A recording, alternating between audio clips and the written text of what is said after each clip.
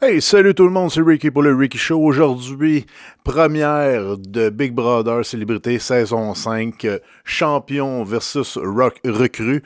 Écoutez, je vais faire des vidéos à chaque semaine sur le sujet, où c'est que je vais parler un peu des twists. J'ai comme un... je vais parler aussi de un peu comment je vois la game. Je vais écouter chaque épisode de chaque semaine, mais on va aussi parler des gérants d'estrade. Des fois, ils disent des trucs intéressants, les scoops, tout ça. Fait que je vous encourage à suivre la série. Puis en passant, je vous souhaite une bonne année. Je vous souhaite de la santé. C'est juste ça qui est important, de la santé dans le fond. Fait qu'on va revenir dans le vif du sujet. On va parler de Big Brother, on va parler de stratégie, on va parler aussi de comment qu'on voit le show jusqu'à date. Je vais donner mon opinion, c'est sûr. Entre-temps, peut-être je vais essayer de vous faire participer. Je vais essayer du mieux que je peux, là, parce que j'ai des certaines limites au point de vue technologique. Là. Je vais essayer de trouver peut-être des façons de vous faire participer. Comment vous avez aimé ça? Moi, j'ai quand même aimé ça. J'ai certaines réserves. J'ai certains points que j'aimerais vous parler, c'est sûr. Pas tout est blanc, pas tout est noir, mais j'aimerais ça vous en parler. Dans le fond, on s'en parle après ça.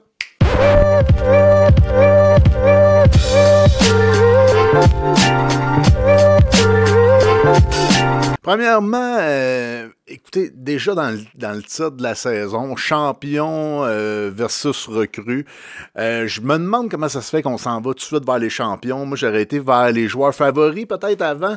Je ne sais pas qu'est-ce qui s'est passé. Je sais pas, peut-être que c'était mieux de faire des champions ou c'était mieux de... Mais je sais pas, moi j'aurais aimé ça, peut-être faire des favoris, peut-être pas aller aux champions tout de suite. Je trouve que champion, c'est tellement important, c'est tellement une thématique que tu te gardes pour peut-être, tu sais, après avoir fait quelques thématiques avant, je trouve que champion tout de suite en partant, je trouve qu'on dirait que c'est tellement une principale que tu brûles un peu les autres. Après, toutes les autres un peu deviennent un petit peu moins un petit peu moins importantes, comme tu sais, les favoris j'aurais pris ou j'aurais fait des deuxièmes chances ou j'aurais fait, je sais pas, d'autres trucs, d'autres que des champions tout de suite en partant. Ça, je me le serais gardé peut-être dans une couple de saisons. J'espère que Big Brother n'est pas à sa dernière saison. C'est tellement une bonne télé-réalité, c'est tellement agréable à écouter, j'aime tellement ça. Fait que J'espère que c'est pas c'est pas ça que ça annonce, puis on va souhaiter que non. Autre chose, le fait qu'on sache les champions une couple de semaines à l'avance, j'ai trouvé ça vraiment étrange. C'est la base de télé-réalité, j'en ai fait une. Faut garder le secret sur c'est qui les autres joueurs qui jouent. Pourquoi, dans le fond, qu'il y a ça dans les télé-réalités à la base, c'est qu'on veut pas que la game commence avant que d'être rendu dans la game. On veut pas que les gens commencent à se texter avant, faire des alliances avant, se faire des amis. Dans le fond, on veut voir ça à l'écran, on veut pas voir ça. Ben, si ça a commencé avant la game, s'ils ont commencé à faire des stratégies, s'ils ont commencé déjà à se faire des clans, c'est déjà plate. Déjà, dans un Big Brother célébrité, souvent les célébrités se connaissent un peu. Le Québec, c'est quand même assez petit, fait que les célébrités déjà se connaissent un peu avant de rentrer dans la maison. Donc, de faire en sorte qu'on sache déjà c'est qui les champions, j'ai trouvé que c'est un mauvais choix. Est-ce que c'était parce que il fallait beaucoup, tu sais, peut-être que c'était un truc de marketing, peut-être que ça, je sais pas si c'était pour avoir la plus grosse hype possible, je sais pas si c'était à cause de ça, mais je pense que du côté jeu, du côté télé-réalité, je pense que c'était pas vraiment le meilleur coup à faire. J'ai écouté la vidéo de Raphaël avec Jean-Thomas Jobin, l'interview, puis lui, Jean-Thomas, je le crois quand il dit qu'il va pas faire il a pas essayé de faire de pre-game, il a pas essayé, je le crois vraiment. Oui, il a appelé François, oui, on a pris des arrangements, on sait qu'est-ce qui se passe dans la game, ça vient pas nous affecter en dehors de la game. J'ai compris ça, mais quand même, tu sais, il y a Martin qui aurait dit, là, une couple de mois, peut-être 8 mois, là, 8 mois, j'espère que tu vas jouer, j'espère que tu vas être là dans la game. Fait que ça fait longtemps qu'ils le savent. Puis là, quand ça a été officiel, c'est sûr, ça s'est appelé, ça s'est texté. C'était très bon l'entrevue avec Jean-Thomas Raphaël. Là. Le lien dans la description, il va y avoir un lien vers la vidéo. Mais écoute, j'étais là, waouh, écoute, Martin a déjà commencé à vouloir recruter, sachant qu'il serait dans une partie héros contre recrue, mais peut-être qu'il savait même pas c'était quoi le thème. Là. Mais tu sais, ça vient déjà donner des coups dans la game. Parce que s'il y a du monde qui ont déjà commencé à jouer, ça risque d'être compliqué pour les recrues. Marie-Mé, au début de la game, au début de l'émission, elle fait beaucoup de références aux héros, aux vilains. J'ai vraiment aimé ça. Je me suis demandé, écoute, on s'en va-tu vers une autre thématique? Y avait-tu une thématique en arrière de la thématique? Ça, j'aurais vraiment aimé ça. Moi, dans mes saisons de Survivor, les héros versus villains, c'est vraiment les séries, c'est vraiment les saisons que je préfère le plus, les thèmes que je préfère le plus. Fait que si on s'en va un peu vers ça, ça pourrait être vraiment agréable si les twists nous mènent vers ça. Mais ça l'a été dit, ça l'a été un peu éraflé, mais on n'a pas trop parlé, puis on a changé de sujet assez vite. Un autre point que j'aimerais amener, que j'ai trouvé un peu injuste envers les recrues, c'est que les champions sont rentrés en premier dans la maison. Tu sais, eux qui savaient déjà qui c'est qui était, eux autres, ils ont été rentrés en premier. Moi, il me semble que j'en aurais profité d'avoir été la prod de faire rentrer les recrues en premier, pas faire rentrer les champions. Je comprends pas c'est quoi que ça l'aidait de faire rentrer les champions, puis c'est quoi que ça l'apportait vraiment au jeu.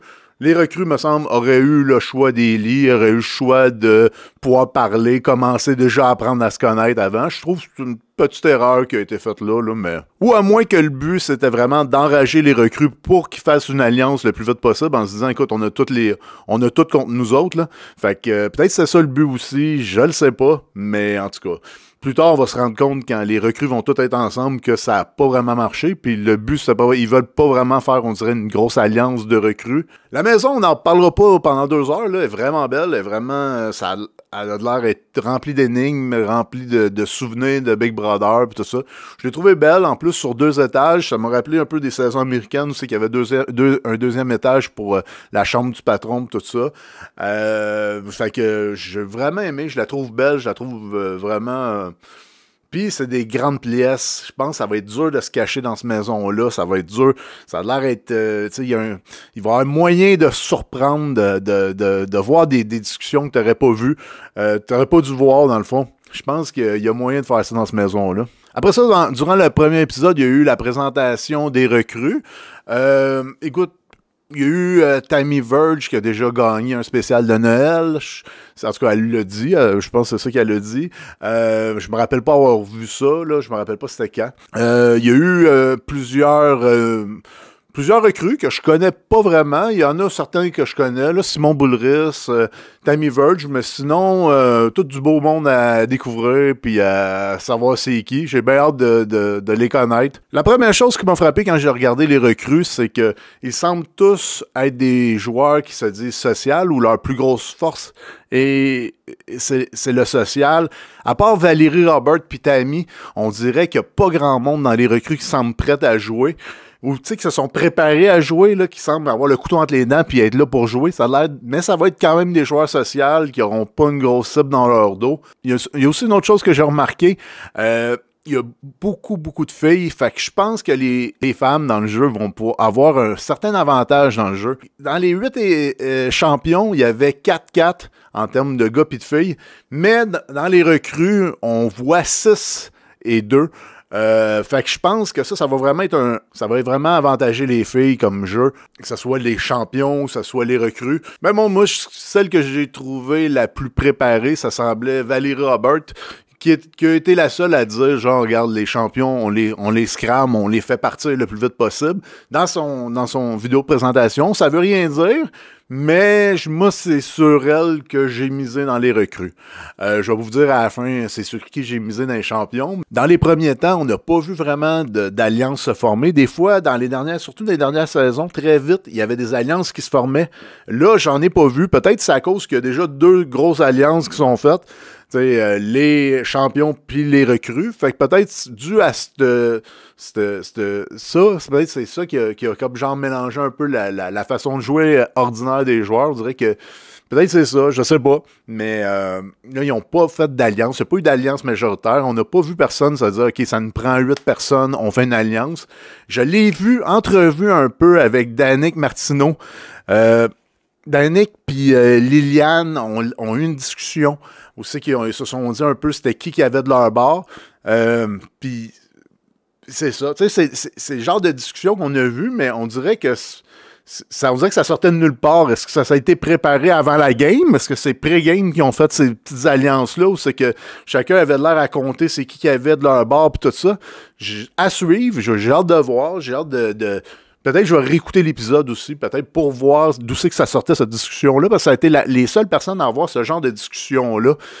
Il y avait Jean-Tom qui semblait chercher des alliés.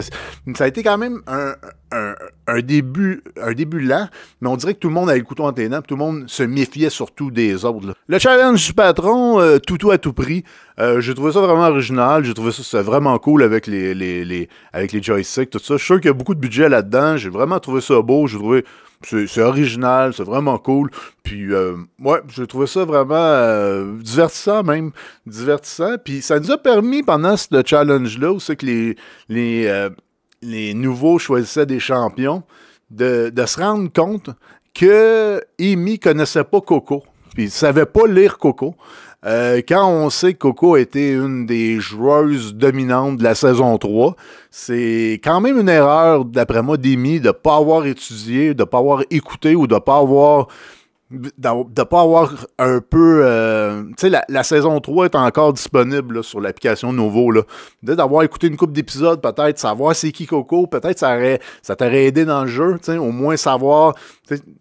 La raison pour laquelle tu as choisi, c'est parce que tu la connais pas. Ça fait peut-être pas une semaine là, que tu sais que tu t'en vas à Big Brother, peut-être t'as préparé un tout petit peu, tu sais.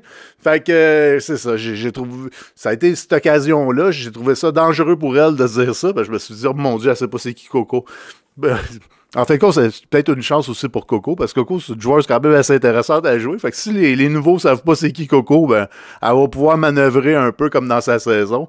Fait que ça pourrait vraiment être intéressant comme jeu. Là. Puis une autre chose aussi que j'ai remarqué, juste avant de partir pour le challenge du patron, les recrues sont en entour de la table, sont à côté de la table. Puis là, ils sont tous là, puis ils se disent, OK, on va être amis, on va prendre soin les uns des autres, mais il n'y a personne qui dit le mot alliance, il n'y a personne qui veut dire, écoute, on va se protéger, il n'y a personne qui ose, il y a même, je les connais pas encore, là, je vais regarder sur mon sol, il y a même Fabiola qui se tasse complètement, qui quitte la conversation, qui se fait rappeler un peu à l'ordre, puis elle revient, mais... Là, tu fais comme genre, mais les gang, faites-vous une alliance majoritaire pour essayer de sortir les champions, me semble. On les appelle pas les champions pour rien. Puis, tu sais, essayer de vous protéger mutuellement, ça a été, je pense, une belle occasion de rater de leur part, de au moins essayer de... Tu sais, peut-être pas faire un nom, parce qu'on sait bien qu'on va les appeler les recrues ou les nouveaux, là, mais, tu sais, je sais pas, faites-vous un petit nom d'alliance, essayez de vous faire une minime, infime protection. Vous avez des grands joueurs de l'autre côté, là, du monde qui sont stratégiques, là, tu sais. Fait que j'ai bien hâte de voir ça, comment que ça va... S'ils vont être capables de faire une alliance contre les champions. Parce que les champions, eux autres, ont l'air de se méfier d'entre eux autres. Ont l'air de se méfier d'eux avant de se méfier des recrues. Là. Fait que, dans les champions, moi, celle que je crois qui a le plus de chances d'avancer, qui a le plus de chances de se rendre loin, c'est vraiment Liliane, qui semble avoir beaucoup déjà commencé son jeu. Il faut se rappeler aussi que quand elle était à Big Brother puis elle devenait patron, on voyait Danick qui était dans l'iPad quand elle faisait ses appels. Fait que ces deux-là vont vraiment être des alliés là, plus forts que deux personnes qui ont fait la même saison. Là. Fait que eux autres là, sont alliés. En plus, vu qu'il y a plus de filles dans le jeu, je pense qu'elle a vraiment une bonne situation de départ avec tous ses alliés, tous les gens qui... Puis elle n'a pas été connue pour faire un jeu croche. Fait que j'ai vraiment hâte de voir comment elle va se débrouiller. Mais d'après moi, c'est celle qui devrait, dans les champions, se rendre le plus loin. Fait que je regarderai ça. Je vais mettre sa photo devrait apparaître. Est-ce qu'à la fin de la game, je me serais trompé? À suivre là-dessus. Il y a eu la twist des deux patrons. Donc, Danick puis Fabiola qui sont ramassés dans la chambre du patron, les deux. Et ils ont dû voter pour quelqu'un de très rapidement. Puis j'ai trouvé que Danick avait vraiment été très bon joueur en disant, écoute, on va faire 1-1. On va mettre sur le bloc une recrue, un champion. Je l'ai trouvé très, très fin. J'ai trouvé que c'était une belle manipulation. Tu sais, je te donne... Tu sais, on regarde, on va avoir les raisons toutes les deux. François, on dirait... J'ai comme l'impression que c'est Danick qui l'a choisi. Parce que là, peut-être qu'on va avoir deux clans qui vont commencer chez les champions. Moi, je pense peut-être que ça va être comme ça. Là. Les deux têtes fortes qui vont s'affronter, ça va être Jean-Tom avec Danick qui vont s'affronter. Fait que, en affaiblissant, en s'attaquant à François, il va affaiblir Jean-Thomas. Je pense que c'est les deux qui ont les deux plus grosses cibles dans le dos. Est-ce que c'est une bonne stratégie de Danick de faire ça? C'est sûr que François, c'est pas un joueur qui est très apprécié des célébrités en général. Il y a eu il y a eu aucun vote pour lui dans sa saison de gagnant. C'est qu'il pouvait rire aussi quand il allait éliminer quelqu'un. Il avait l'air à avoir un peu de sang sur les mains, comme on dit. Mais est-ce qu'il s'est dit, regarde, je vais le mettre François, fait que les autres vont m'aimer. Puis vu qu'il n'y a pas vu qu'il n'y a pas beaucoup de sympathie à François, peut-être que les autres m'en voudront pas. Je sais pas c'est quoi, mais à la fin de l'émission, on se rend compte que François, il est un peu fâché. Pas fâché, il est un peu... je pense que ça lui a donné un petit coup de fouet, puis il s'est dit, regarde, tu veux jouer comme ça, ça va jouer à deux. Puis je pense que ça promet bien. Un petit duel Danick contre François, ça pourrait être très, très bon. Est-ce que Danick aurait pu garder François encore comme bouclier un petit peu? Parce que... Mais je sais pas. Mais ça va être analysé, puis ça va être à voir. Puis surtout que François, il est pas méchant en challenge. C'est quand même... fait qu'il va pouvoir peut-être se sortir avec le veto. Fait que je sais pas si moi j'aurais fait ça ou si j'aurais peut-être mis Steph Harvey en disant, écoute Steph, t'as déjà été 7 fois sur le bloc.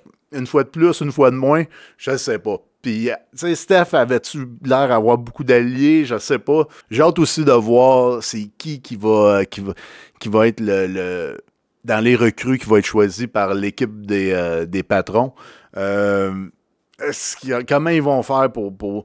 Mais François, il pourrait vraiment s'en sortir. Là. Il pourrait vraiment aller chercher le veto.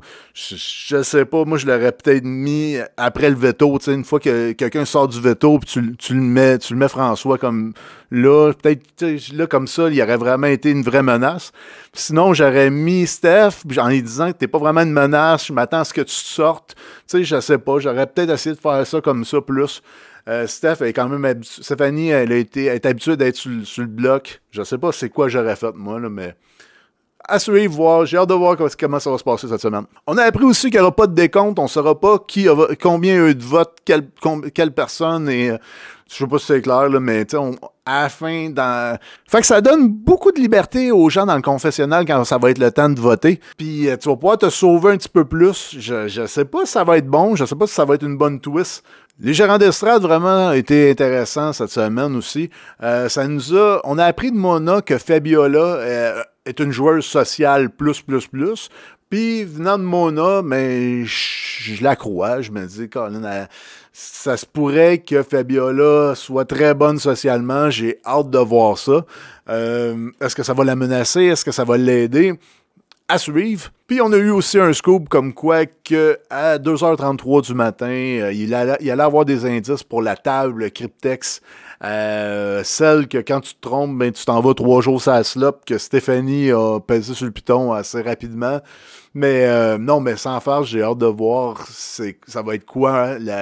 Est-ce que ça serait bon que ça soit un tunnel, tu sais, la table s'ouvre, puis là, on peut se rentrer dans une chambre, mais que ça soit un tunnel en dessous du salon. Ça serait fou, là. Ça serait vraiment malade, là. Ça serait comme mon rêve, là. Moi, là, pas une chambre, là, pas tu tentes les murs, là. Tu t'en vas dans le fond. Il y a une échelle, là, puis là, tu descends dans les catacombes. Ça serait malade. La stratégie de la semaine, je dirais, ça serait Danick.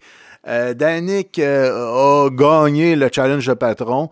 Lui, comme François, se sentait menacé, savait qu'il fallait qu'il gagne le premier patronat. Danick l'a gagné, puis il s'est avéré aussi bon que dans sa saison physiquement. Puis je pense d'avoir mis François sur le bloc, c'est une bonne affaire. On va voir. Peut-être j'aurais mis est-ce que je l'aurais peut-être mis en backdoor, je sais pas, mais à suivre, mais je pense que d'avoir gagné tu sais, souvent on entend des joueurs de Big Brother se dire faut pas que j'aille le premier patronat, faut faut que je me tienne loin de ça, mais je pense que Danick, sachant qu'il y a déjà des alliances de fait avec certaines personnes, puis que ces alliances sont quand même assez solides, d'aller chercher le premier patronat, ça vient vraiment le réconforter. Puis d'après moi, peut-être avec les... Il pourrait peut-être sacrifier les champions avec qui il n'y a pas d'alliance, puis aller chercher des amis dans les recrues. Pourquoi pas? À suivre.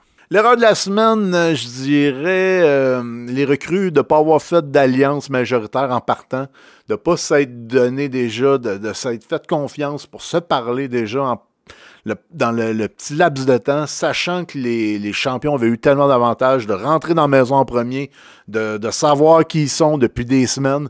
Moi, je pense que c'est vraiment l'erreur de la semaine de ne pas avoir fait d'alliance de nouveau. Puis en plus, il y a certains nouveaux qui savent comment jouer, puis qui le disent en plus, qui ont de l'air ça aussi, c'est peut-être une erreur de certains nouveaux de dire que dans les 48 premières heures, c'est le temps de faire une alliance, sinon tu n'es pas dans l'alliance. Je pense que ça a été peut-être une petite gaffe. Tu gardes ces petits détails-là pour toi, surtout au début, là, dans la première journée. Là. Tu ne veux pas montrer à trop à tout le monde que tu sais jouer, surtout pas aux champions. Qui a amélioré son sort, Danick, écoute, avec les alliances qu'il commence déjà à faire, avec les bons contacts qu'il a l'air déjà à avoir. Je sais pas si c'était avant que la game commence ou après que la game commence. On va lui donner le bénéfice du doute. Il a fait ça probablement dans la maison.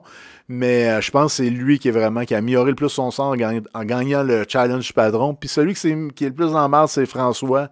Mais il est pas trop dans la merde parce qu'il est pas. Il s'est pas fait mettre backdoor. C'est vraiment, il est le premier. Il va pouvoir jouer au challenge du veto. Il va pouvoir aussi faire campagne. Je pense que ça va être une bonne façon pour lui de montrer un côté de lui où c'est qu'il est gentil, où c'est qu'il a peut-être changé sa game, peut-être aussi. Tu sais, moins en contrôle, plus je fais pitié, j'ai besoin de vous. Tu sais, j'ai hâte de le voir essayer de négocier. C'est tout un négociateur, pareil, ce François-là. Fait que j'ai bien hâte de le voir changer sa game. Hey, c'est tout pour la première vidéo de Big Brother. Big Brother, c'est vraiment une télé-réalité qui me tient à cœur. C'est une des premières que j'ai suivies. J'ai hâte de voir les twists cette saison. J'espère qu'il n'y aura pas de trop grosses twists. Par exemple, le patron invisible qui a déjà été éliminé, qu'on a déjà vu dans certaines saisons. Tu sais, vraiment laisser les joueurs jouer. J'espère qu'ils vont laisser les joueurs jouer, ils vont les laisser s'en sortir. Déjà qu'il y a eu des petites gaffes, je dirais, là, d'avoir dit c'était qui les champions. Peut-être qu'on a voulu enlever une cible sur certains champions pour pouvoir les laisser respirer au début de game, mais là, ça serait le fun que tout le monde soit égal, que tout le monde ait la même chance. Puis je vous souhaite une bonne saison de Big Brother. Faites attention à vous. Ciao, bye!